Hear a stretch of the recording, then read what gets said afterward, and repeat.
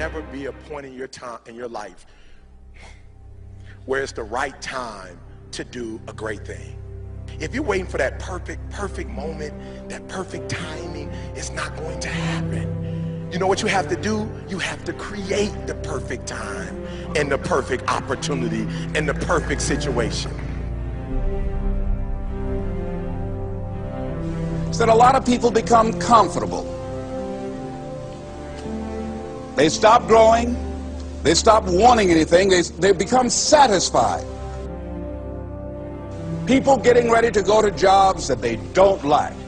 Jobs that are making them sick. You see, when you're not pursuing your goal, you are literally committing spiritual suicide.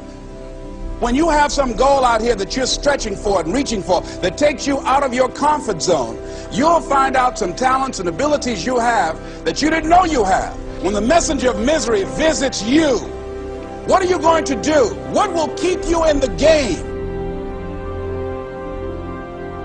There are things that you think you'll never need to know, that you may only need to know one time in your life, but that could save your life because you had that knowledge. Unless you attempt to do something beyond that which you've already mastered, you will never grow. What is it that you looked at some point in time and you decided that you couldn't do it, that you talked yourself out of it?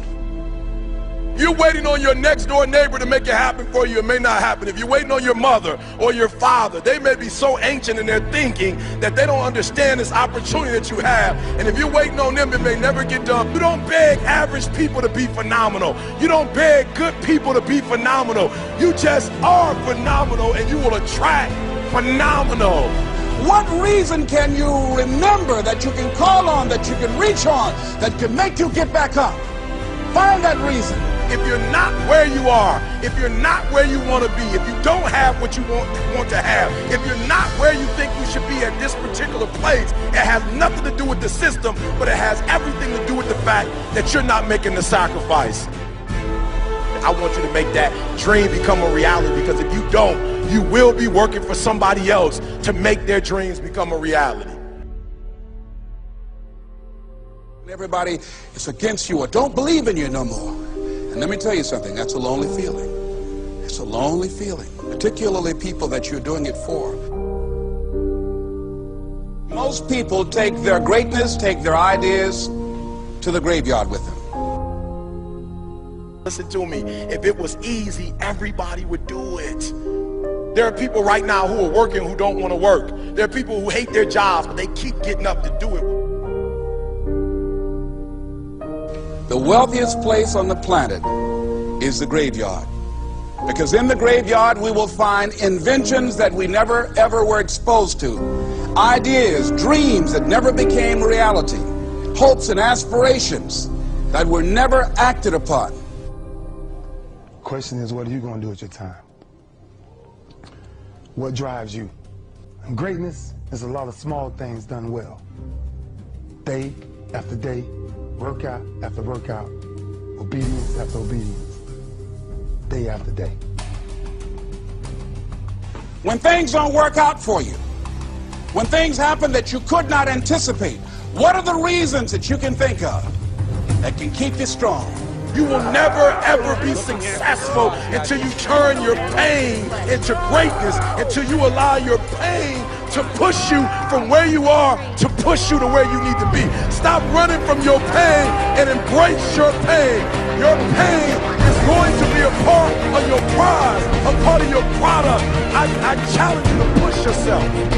See, it's easy to be on the bottom. It doesn't take any effort to be a loser. It doesn't take any motivation, any drive in order to stay down there on a low level. But it calls on everything in you. You have to harness your will to say, I'm going to challenge myself. I mean that what you did last week don't count. Today is the only important day. There are 86,400 seconds in a day, and how you use those are critical. You got 86,400 today, and what you do today is going to cement who you are. Nobody's going to talk about what you did last week. That the biggest enemy you have to deal with is yourself. There's an old African proverb that says, if there's no enemy within, the enemy outside can do us no harm. you have this opportunity of a lifetime. It means absolutely nothing if you don't take advantage of it in the lifetime of this opportunity. I got a saying that when life knocks you down, try and land on your back, because if you can look up, you can get up.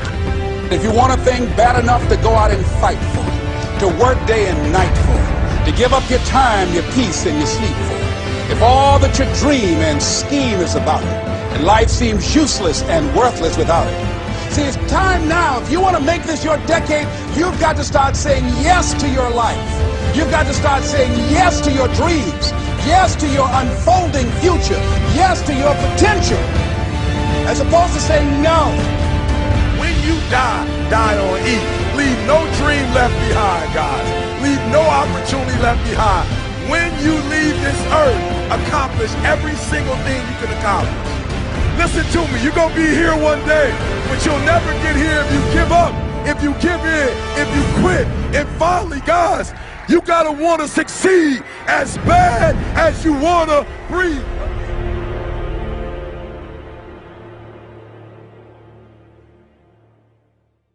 As soon as you decide to stop looking for answers in other people and miracles somewhere down the yellow brick road and click the heels of your mind and set your affections on things that are above, you could have been free years ago.